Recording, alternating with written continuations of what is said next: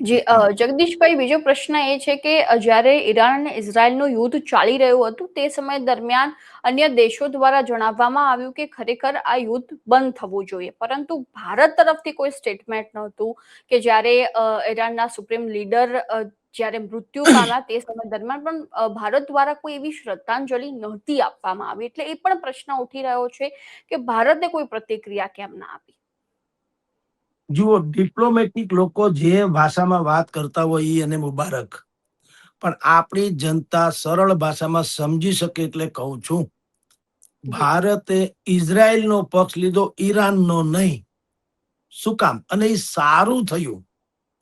આપણા સંબંધો બંને રાષ્ટ્રો સાથે છે, ઈરાન સાથે પણ છે, ઇઝરાયલ સાથે પણ છે. પણ ઇઝરાયલ એમાં એવું હતું, એક જમાનામાં ઈરાન આપણા માટે અતિ મહત્વનું એટલા માટે હતું કે આપણે જે ક્રૂડ ઓઇલ, જે સૌથી વધુ 80% આપણે આયાત કરીએ છીએ, આપણે ત્યાં ક્રૂડ ઓઇલ પાકતું નથી, એ આપણે આ ખાડી દેશોમાંથી જ લેવું પડે. તો ઈરાન પાસેથી પણ આપણે ક્રૂડ ઓઇલ મગાવતા હતા, જે આજની તારીખમાં હવે એ નહીવત છે, હવે બહુ નથી આવશ્યકતા. આપણે રશિયાથી મગાવીએ, વેનેઝુલાથી મગાવશું, આપણે બીજા ઇલેક્ટ્રિક વાહનો તરફ વયા ગયા છે.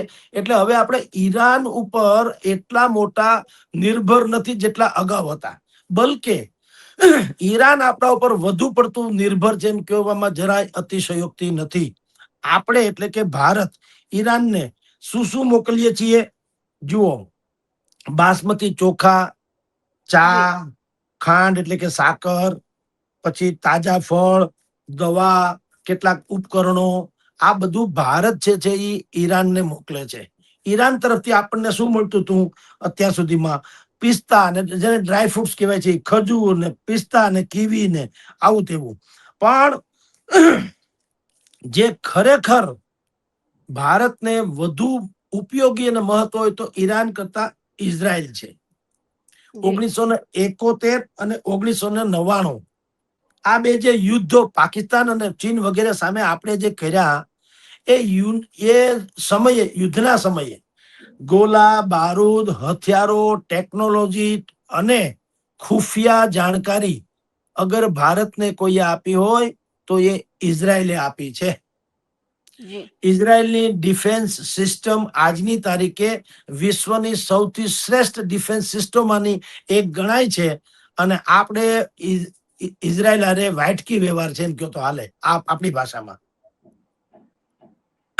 કચ્છમાં ભૂકંપ થયો, ગુજરાતને લાગે વળગે ત્યાં સુધી વાત કરું, કચ્છમાં સૌથી મહત્વ 2001 સૌથી ભીષણ, વિકરાળ, ખતરનાક એવો જે ભૂકંપ આવ્યો હતો, એમાં બીજા બધા દેશોએ આપણને જે કઈ મદદ કરી હોય તે, પણ ટેકનોલોજીથી માંડીને, કારણ કે તાત્કાલિક ઇન્ફ્રાસ્ટ્રક્ચર વાઇઝ બધાને ઉભા કરવા, રાહત સામગ્રી કરવી, એમાં ઇઝરાયલે આપણને સૌથી મોટો ફાળો આપ્યો હતો. આપણા બંને રાષ્ટ્રો ભારત અને ઇઝરાયલ બેયનું મેં અગાઉ થોડીક સમય પહેલા કીધું તેમ બેયની ઇતિહાસ લગભગ કોમન છે. 2000 વર્ષ સુધી આપણે પણ ગુલામી ભોગવી છે, ઇઝરાયલે પણ ગુલામી ભોગવી છે. ઇઝરાયલને વિશ્વના નકશા ઉપરથી નષ્ટ કરી દેવાના અનેક વખત પ્રયાસ કર્યા અને સફળ પણ રહ્યા. ઇઝરાયલ નષ્ટ થઈ ગયું નકશા ઉપરથી. ભારતની ઉપર એ પ્રયાસ કરવામાં આવ્યા, નાશ ન થયો એ જુદી વાત છે, પણ એવા પ્રયાસો તો કરવામાં આવ્યા. 20મી સદીની આળેગાળે 1947માં આપણે આઝાદ થયા અને લગભગ એ જ અરસામાં ઇઝરાયલે આઝાદ થયું. બે પાસે એની આઝાદી કે એ જે તમે કહો પુનરુદ્ધાર એ પણ એ સમયમાં થયો. પછી બંને એક સરખા નરસંહાર, મેં કીધું તેમ ભાગલા વખતે આપણે અને યહૂદીઓનો નરસંહાર ઇતિહાસમાં સાક્ષી છે. તો બંને આ પીડાઓ ભોગવી છે. એટલે ભારતને ઈરાન કરતા ઇઝરાયલ સાથે વધુ એટલા માટે, કારણ કે ઇઝરાયલના જે યહૂદીઓ છે એ પણ ભારતને પ્રેમ કરે છે, કારણ કે ભારતે ક્યારે ધર્મના આધારે, યહૂદી હોય કે બીજા કોઈ હોય, વિધર્મી કોઈ પણ હોય, ધર્મના આધારે એને હેરાન કર્યા નથી, બલકે વધુ સવલતો આપીને સાચવા છે. આપની જાણખારત, ઇઝરાયલ અને ઈરાન બેયની વસ્તી આમ જુઓ તો લગભગ સરખી છે, 9-10 કરોડની આળેગાળે. ઇઝરાયલ કદાચ 10 કરોડની આળેગાળે છે, ઓલું 9 કરોડની આળેગાળે છે.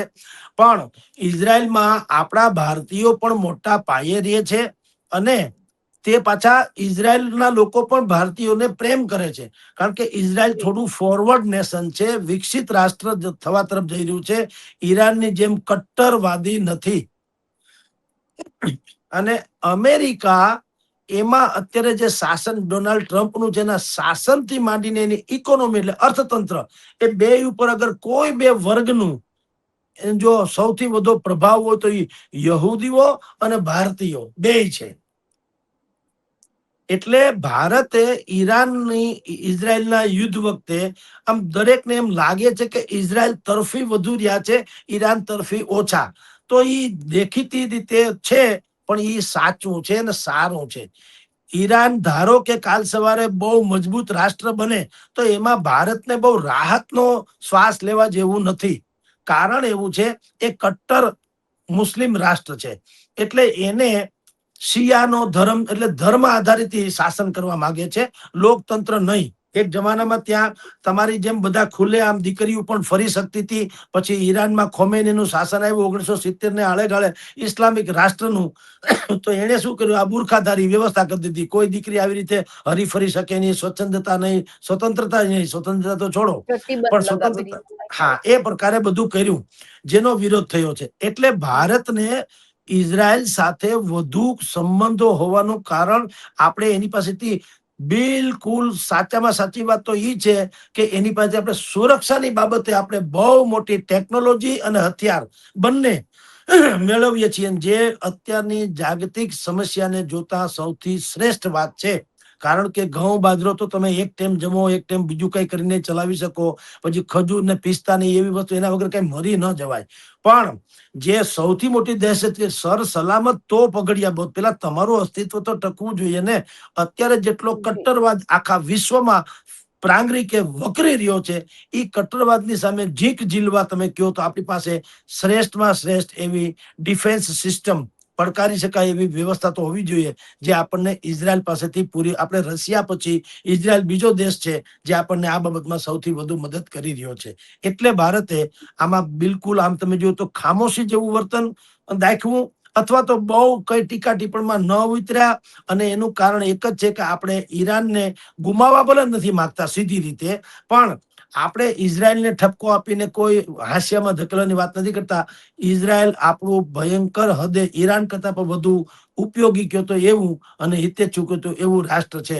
હમણાં જ નરેન્દ્ર મોદી, પ્રધાનમંત્રી નરેન્દ્ર મોદી ઇઝરાયલ ગયા, એના ઇઝરાયલની વિઝિટ પછીના 2 દિવસમાં આ બધું તમે ને બે હું જેની ચર્ચા દિવસમાં કરવા બેઠા, જી. એ બધા હુમલો થયો. કેટલાય લોકોએ, એટલે ભારતમાં ઓવેસીથી માંડી અને બાકી કોંગ્રેસ સહિતના લોકોએ પણ ટીકા ટિપ્પણો કરી કે એ શું કામ ત્યાં ગયા હતા, કોનો મેસેજ લઈને ગયા હતા. એટલે એનો આટકતરો ઈશારો એવો હતો કે અમેરિકાનો મેસેજ લઈને મોદી ગયા હોય, અથવા તો યુદ્ધ થવાની વાત થઈ ગઈ હોય, બે એ છુપાવ્યું, યા તો ઇઝરાયલે છુપાવ્યું, યા તો મોદીજીએ પણ છુપાવ્યું. પણ ભાઈ, એ જે રણનીતિ હોય તે ભારતને બહુ કાંઈ નુકસાન અત્યારે થયું નથી.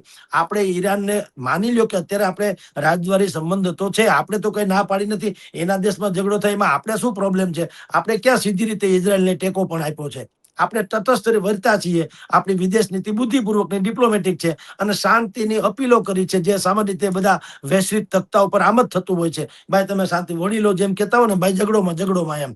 એટલે ભારતે બહુ તટસ્થ એનું ઓલું રાખ્યું છે સ્ટેન્ડ, જેથી કરીને ઇધર ઉધર કઈ થાય નહીં. પણ જે ઝુકાવ આપણો ઇઝરાયલ તરફ છે એવું બધા માને છે, તો એમાં જરાય ખોટું નથી. કારણ કે ઈરાનની કમ્પેરિટ તુલનામાં આપણને ઇઝરાયલ વધુ હિતકારી અને આપણા ફાયદામાં છે.